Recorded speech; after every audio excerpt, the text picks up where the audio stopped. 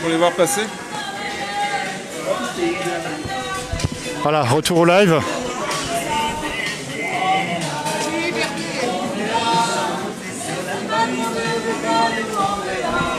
Donc vous voyez, ça a été plutôt rapide, hein. Il s'agit juste de faire un petit tour dans le centre-ville sans trop impacter les commerces, sans trop bloquer.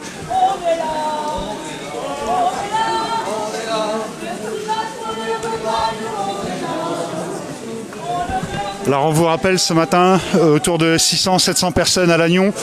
Rassemblement aussi à Lamballe ce matin, qui a été organisé par on ne sait pas trop qui, en tout cas c'était pas par les GG, contrairement à ce qui a pu être dit sur les réseaux sociaux.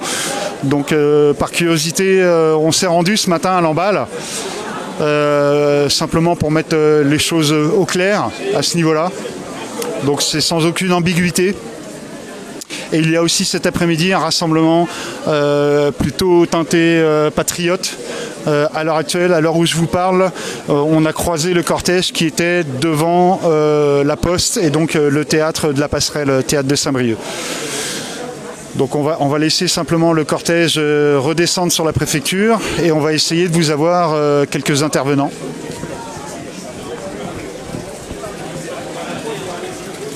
Salut, je suis en live sur une page qui s'appelle Citoyen du Parquet, ça t'acceptera de parler tout à l'heure?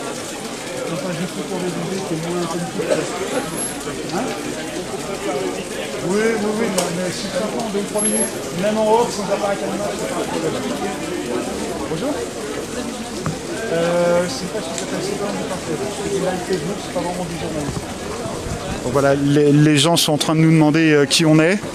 Donc on va essayer de vous retoper une petite interview du cortège qui est en train de redescendre sur la préfecture.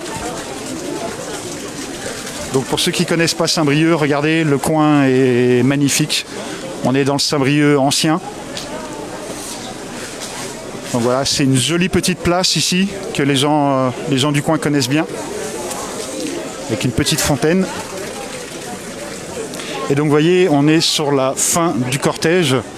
Donc on pourrait dire à vue de pif, 200, 250 personnes, peut-être moins de 300 en tout cas a priori je pense.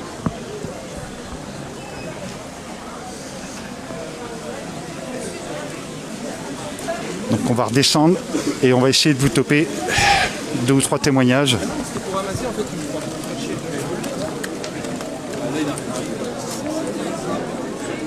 Oui, là c'est la saison.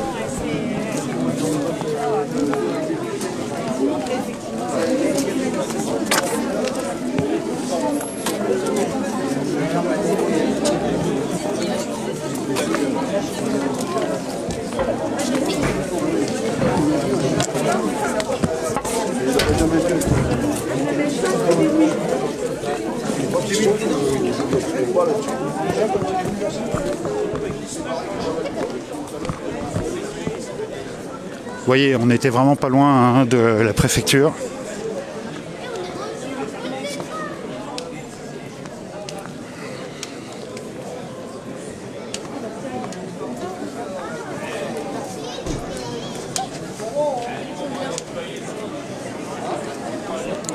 Alors on va attendre 2 ou 3 minutes, il y aura probablement une prise de parole à nouveau.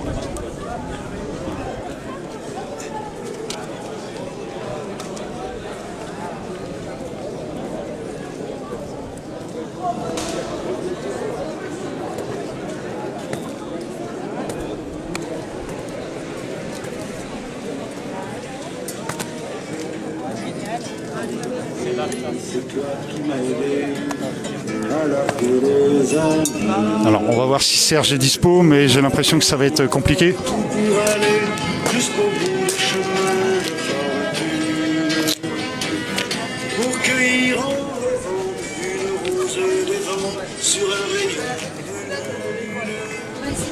Voilà, donc le cortège est en train d'arriver. Bon, nous avons compté combien nous sommes 500 manifestants, ce qui est quand même bien. Donc comme je vous le disais tout à l'heure, le collectif donc, va se réunira régulièrement pour faire le point et vous rappellera de mobilisation si nécessaire. Par contre, on voulait faire, il y a eu beaucoup d'interpellations par rapport ou deux rassemblements qui ont eu lieu aujourd'hui. Et donc on va faire peut-être une petite mise au point. Pour quelles raisons nous n'avons pas voulu nous mélanger avec les organisations qui ont appelé à se rassembler place du Guesclin. Voilà. Je vais passer la parole à René Loaille qui va vous dire un petit mot là-dessus. S'il y a d'autres organisations qui veulent le faire, vous êtes évidemment les bienvenus.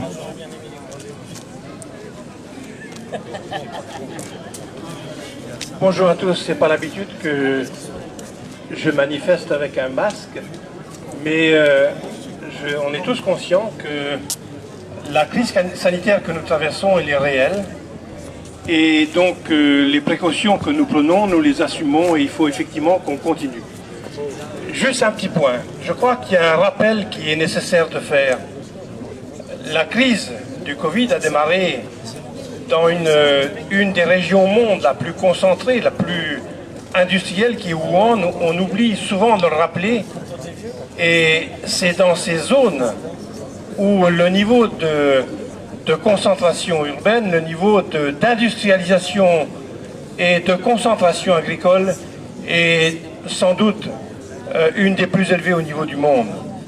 Et c'est vrai que le combat qu'on doit continuer à mener, c'est un combat de fond et de réflexion sur le pourquoi de notre fragilité immunitaire en ce moment.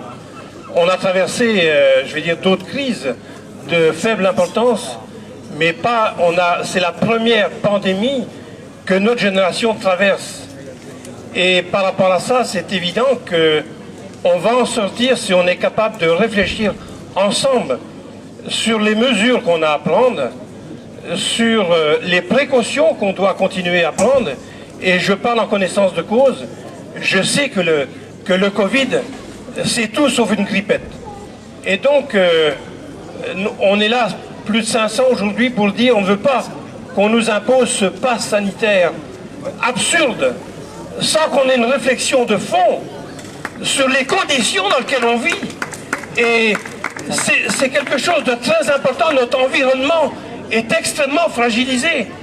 Et si aujourd'hui, on a fait le choix de conduire une manif séparée, c'est bien parce qu'on partage d'autres valeurs, des valeurs de solidarité, des valeurs de fraternité, des valeurs d'échange, de partage, et qu'on veut ensemble réfléchir sur le modèle de développement qui nous entoure. On ne veut plus continuer à le subir, que ce soit au niveau agricole et au niveau industriel. Et c'est là qu'on voit que la politique de Macron aujourd'hui, qui est de dire « je vous impose » un certain nombre de comportements, de mesures, faire en sorte que demain, on ne puisse plus continuer à échanger entre nous.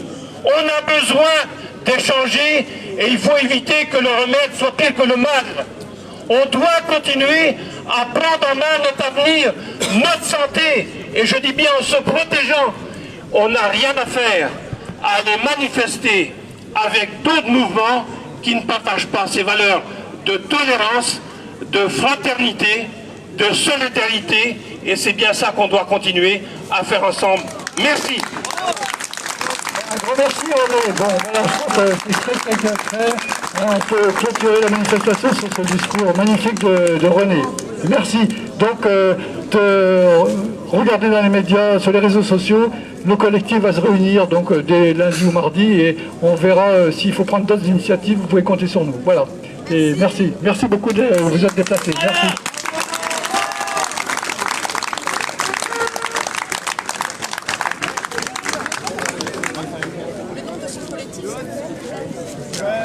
Le nom de votre collectif, c'est lequel? Le nom. Voilà, donc Serge est un peu accaparé, donc on va attendre qu'il ait fini. On va essayer de vous le toper 2 minutes en interview. Donc effectivement, l'organisation a cru bon de préciser qu'il y avait un deuxième rassemblement aujourd'hui à Saint-Brieuc à peu près à la même heure. On les a croisés dans le centre-ville. Mais simplement les organisations n'ont pas souhaité faire une convergence dans la mesure où le spectre va de l'extrême gauche à quasiment tout le panel de l'extrême droite. Donc c'est ce qui explique aussi la position des co-organisateurs, parce que je vous le rappelle, ils sont plusieurs aujourd'hui à Saint-Brieuc.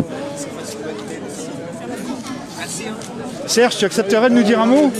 Bon Serge, alors tu es en live sur une page qui s'appelle Citoyens du Penthièvre, c'est une page de Lamballe aussi. Est-ce que tu peux nous expliquer le pourquoi du comment de ce rassemblement, enfin des deux rassemblements aujourd'hui à Saint-Brieuc? Deux rassemblements. Bon, c'est-à-dire qu'aujourd'hui, on se bat contre le pass sanitaire, des lois liberticides que veut nous imposer le gouvernement, et que donc on a le collectif pour le retrait de la loi sécurité globale qui regroupe environ une vingtaine d'organisations syndicales, associatives et politiques sur le département, a pris l'initiative de faire une réunion lundi pour appeler un rassemblement. Et pour nous, évidemment, il n'était pas possible d'appeler avec des organisations d'extrême droite qui, par leur comportement par le passé, et on l'a encore vu récemment des rassemblements où ils ont molesté des militants syndicaux. Pour nous, c'était pas possible de nous retrouver à faire comme si on partageait les mêmes valeurs. Et comme l'a très bien expliqué pour clôturer la manifestation René Louaille, on ne peut pas faire semblant de ne pas savoir que l'extrême droite ne partage pas les mêmes valeurs que nous, de solidarité, de générosité, voilà, et qu'on ne peut pas soutenir des organisations qui rejettent notamment les malheureux immigrés qui se retrouvent sur notre territoire dans la misère et qu'on voudrait rejeter à la mer. C'est que c'est pas possible, donc c'est dommage évidemment que cette situation existe, mais je pense que c'est aussi dans la clarté qu'on pourra vraiment se battre sur des bases sérieuses et pas donner l'illusion qu'il y a une unité de façade, quoi, voilà. Parce que sur un tas de sujets, notamment sociaux, en aucun cas on peut partager les idées de l'extrême droite. Très bien. Serge, je vais juste encore t'accaparer quelques secondes. Le Conseil constitutionnel doit donner son avis jeudi 5 août, il me semble. Quelles sont selon toi les pistes et quels sont selon toi les espoirs qu'on peut attendre Alors, évidemment, la mobilisation citoyenne est très importante parce que le Conseil constitutionnel, il est obligé de tenir compte de ce qui se passe sur le terrain, dans la société. Et s'il y a des mobilisations dans tout le territoire, et aujourd'hui, il y a des très fortes mobilisations dans 150 villes de France, nous, on espère qu'il censurera plusieurs articles de la loi, notamment tout ce qui est trait au licenciement possible pour les salariés qui refusent de se faire vacciner et qui, la plupart du temps, c'est tout à fait légitime qu'ils ne veuillent pas se faire vacciner parce que ce sont des personnes qui ont des problèmes de réaction très graves quand ils se font vacciner ou quand ils ingurgitent des médicaments. Donc nous, on pense qu'il y a des mesures absolument liberticides et scélérates qui existent dans le projet de loi et on espère que le Conseil constitutionnel, dans sa sagesse, les censurera. Alors effectivement, on a entendu les propos d'Elisabeth Borne cette semaine dans les médias. Elle est totalement imbuvable.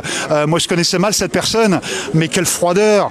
C'est atroce ce qu'on a entendu de sa bouche. Oui, bien sûr. Ouais. Comment ils connaissent que le bâton? C'est-à-dire qu'ils ne gèrent pas d'une manière humaine, disons, les salariés. La ministre du Travail, elle manie en permanence, ce sont des lois de régression sociale. Depuis que Macron est au pouvoir, toutes les lois qui sont sorties.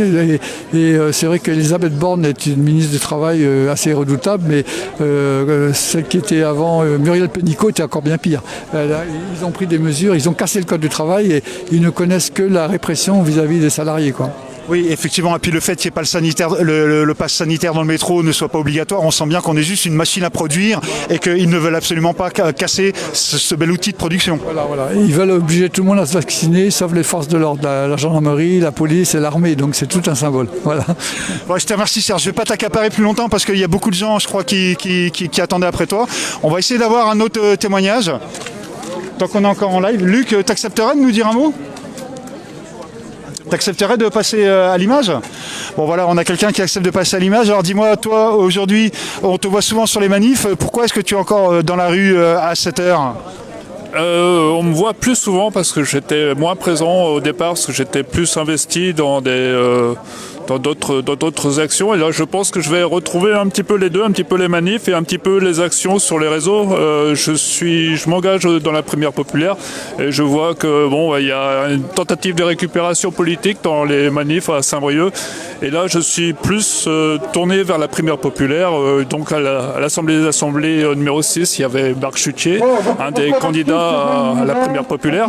Là, je vais continuer. On va essayer d'organiser des cafés populaires en septembre. Il y a un week-end de formation à Paris en ce moment. Et puis, on va continuer un engagement qui est un petit peu dans les élections, parce que j'ai fait les régionales, j'ai fait les européennes, j'ai fait les municipales. Et donc c'est pour défendre des idées plutôt humanistes et écolo, et pour la liberté, voilà. Alors, très bien. Alors dis-moi, c'est vrai que cette primaire populaire suscite beaucoup d'espoir. Les gens peuvent aller sur le site, on peut voir quels sont les candidats, quelle est la teneur du discours.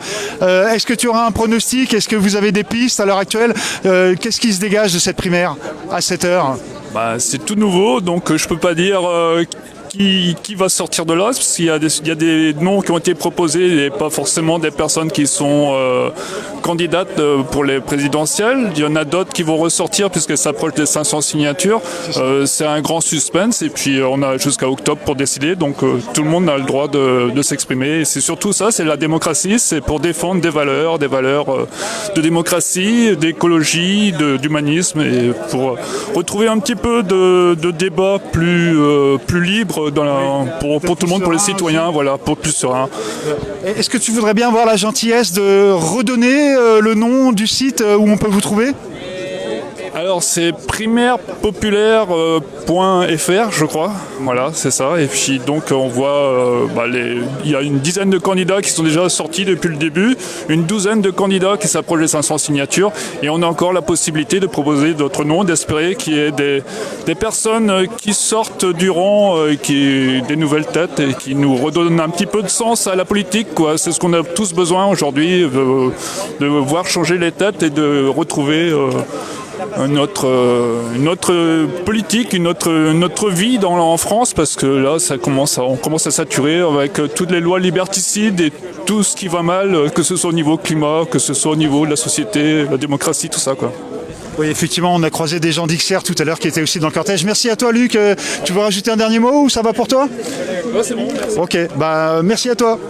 Donc voilà, c'est la fin du rassemblement. On va essayer de vous retoper peut-être une interview et puis ensuite on va couper le live.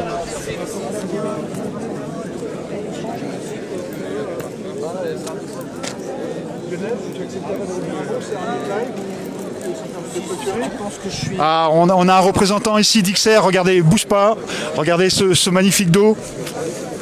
Voilà, tu accepterais de nous dire un mot rapidement? On va bientôt clôturer le live. Oui. Bon alors, mon observation, c'est que il y a deux rassemblements à Saint-Brieuc, donc la division elle est là, et je sais pas exactement pourquoi. Si je sais qu'il y en a une qui a comme une tendance un petit peu plus patriote et bleu, blanc, rouge, etc. Mais j'en viens et il se trouve qu'il y a des gens de toutes sortes. Donc en fait, moi ce que je regrette, c'est que le rassemblement soit pas possible, mais ça finalement j'en arrive à me dire que la division elle existera tout le temps et qu'elle commence en nous-mêmes, et qu'il faut peut-être se poser la question de ce qui nous divise nous par rapport aux autres, par rapport à nos opinions, peut-être voilà, je sais pas quoi dire, mais et puis surtout c'est bien d'appeler à la liberté, mais de quelle liberté? De quelle liberté, alors qu'on a bientôt le feu au cul, qu'on a bientôt les pieds dans l'eau, qu'on a bientôt l'oxygène en danger, etc. C'est quoi votre liberté, la liberté que vous voulez dans des conditions comme ça, où de toute façon c'est bien dégradé nos conditions de vie. Donc le politique c'est vachement important, mettre de la morale aussi dans tout ça, mais faut pas qu'on clive les choses. Je pense qu'on a intérêt à penser les choses dans quelque chose de plus entier, quoi. C'est le monde dans lequel on veut vivre. C'est pas seulement la liberté, quoi. La liberté, ça veut tout dire et rien dire aujourd'hui. bon écoute, je te remercie. Voilà, on va essayer de retoper encore quelqu'un. non, mais je comprends, merci. Donc effectivement, avec les patriotes, on aura envie de leur poser la question quel regard ont les patriotes sur les migrants et leur statut sanitaire. Comment ces gens-là vont être, jusqu'où va la liberté, c'est qui paye à la fin. Enfin voilà, autant de questions qui sont sans réponse aujourd'hui, parce que vous l'avez vu, les cortèges ne se sont absolument pas mélangés. Donc on va essayer de peut-être vous toper encore quelqu'un. Oui, alors on me fait remarquer qu'effectivement, même chez les patriotes, il y avait beaucoup de mélange et il n'y avait pas que du bleu, blanc, rouge. Bon, écoutez, c'est comme ça, hein, Saint-Brieuc, pour le moment, ça s'est fait comme ça aujourd'hui. On verra si ça continue ou pas.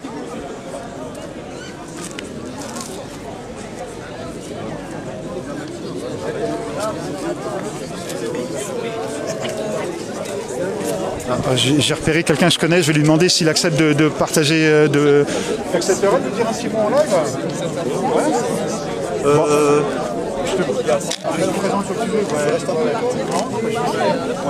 Bon, on a quelqu'un ici qui accepte de se présenter. Dis-moi, pourquoi est-ce que vous êtes encore aujourd'hui présent dans la rue? Bah, écoute, je crois que c'est important de se retrouver ici pour manifester, pour dire qu'on est contre ce pass sanitaire, quoi. C'est une régression, c'est une atteinte aux libertés. Alors, si je dis pas de bêtises, on s'était déjà rencontrés sur le mouvement des coquelicots, hein, si je dis pas trop de conneries. On a entendu XR qui nous parle de la 6e extinction de masse. Tu veux bien, on se mette un peu à l'écart? Ouais. On va se mettre un peu à l'écart parce que voilà. Donc quel est ton regard, toi on te sait sensible à l'écologie? Oui. On assiste à une extinction massive. On nous parle de la 6e extinction de masse. Beaucoup de gens nous disent que ces nouveaux virus, avec les modes de production actuels, les fermes-usines, ça va continuer. Quel est ton point de vue, toi, quel est ton regard sur la situation actuelle? Alors on ne connaît pas l'origine du Covid, hein, de la Covid ou du Covid. On ne connaît pas l'origine. D'où ça vient? Est-ce que c'est un virus qui s'est libéré d'un laboratoire accidentellement? Au début, c'était pas la thèse reconnue par les autorités, par les 10 premiers scientifiques qui se sont jetés sur la théorie que c'était dû à la chauve-souris ou au pangolin. Donc non, je crois que là cette thèse-là c'est encore possible, mais il y a aussi d'autres thèses qui disent que ça a pu s'échapper d'un laboratoire par manque de sécurité. Donc voilà, c'est pas être complotiste que de dire ça. Oh bah, c'est absolument pas complotiste, parce que moi j'ai vu cette thèse soulevée dans le Figaro, il me semble, ou dans l'Express, dans des journaux tout à fait sérieux, oui. Et les gens se posaient beaucoup de questions effectivement par rapport à ce labo P4 de Wuhan notamment. C'est ça. Et c'est à mon sens important de dire la vérité. Et après on peut rechercher les façons d'améliorer les choses et de sécuriser le monde, mais c'est pas en nous interdisant, en nous réduisant nos libertés qu'on va arriver à quelque chose, sincèrement. Oui, effectivement, et quand bien même, cette question restera sans réponse, mais nous, ce qu'on sait, les chiffres, on les a, il y aura probablement 50 millions de vaccinés pour le 1er septembre, fin août, en tout cas c'est l'objectif du gouvernement, semble-t-il, ils vont le tenir. Qui peut croire qu'avec 50 millions de Français vaccinés, on va avoir nos urgences saturées, submergées. Il faut savoir que la première vague, les soignants l'ont faite avec des sacs poubelles, avec des filtres à café en guise de masque. Maintenant, on a appris. Au bout de 18 mois, on voit les chiffres d'admission aux urgences, ça stagne. Est-ce qu'on peut y croire que nos urgences vont être saturées? Est-ce que vraiment on doit s'attendre à ça, selon toi? Non, je pense pas qu'elles soient saturées, justement. Ou alors, ça veut dire que le vaccin n'a aucun effet. Voilà, et bon, c'est ce qui se dit. Apparemment, l'innocuité, ça c'est autre chose, mais le fait que quand on est vacciné, on peut être porteur du virus, on peut être malade. Voilà, déjà ça faut le savoir et c'est pas assez dit dans les médias. Et puis oui, ta question c'était sur le fait que les urgences tiennent le choc. Oui, à mon avis, elles vont tenir le choc. Il aurait peut-être fallu ouvrir des lits supplémentaires au début de la crise. Oui, et c'est pas les dom-toms, on voit bien. Hein. Et c'était pas dans les gènes de Macron, par exemple, de dire on va ouvrir des lits vite, on va ouvrir des hôpitaux. En Chine, ils ont construit un hôpital en je ne sais plus combien, 15 jours. Ouais. Et voilà, ils mettent les moyens. Nous, on n'avait pas de masque, on n'avait rien au début, et on ferme des lits à tire-larigot, quoi. Qu'est-ce que ça veut dire? Bon bah écoute, je te remercie. Alors voilà, une partie malgré tout des gens du rassemblement sont partis sur le 2e, c'est leur choix. Nous, on va peut-être couper le live. Voilà, prenez soin de vous, prenez soin des plus fragiles, des plus précaires. Ne vous laissez pas abuser par la propagande actuelle. Et on va surveiller les chiffres de près et on verra bien à la rentrée ce qu'il en est, quoi qu'il en soit. Beaucoup de citoyens ont l'impression d'être pris en otage en plein cœur des vacances. Et c'est bien ce qui a provoqué cette ruée sur les tests. Donc la seule épidémie qui est à l'heure actuelle, c'est une épidémie de tests positifs. Est-ce que ça va se concrétiser à la rentrée? Eh bien écoutez, on va suivre ça de près. Prenez soin de vous, des plus fragiles, des plus précaires. À bientôt. Ciao, ciao.